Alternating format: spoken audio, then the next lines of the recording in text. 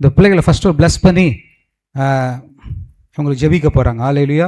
இதில் பார்ட்டிசிபேட் பண்ணுறவங்க யாருன்னா பிரதர் புருஷோத்தமா குற்றம் இயேசுவே என் எஜமானரே உன்னோடுதான் என் உயிரே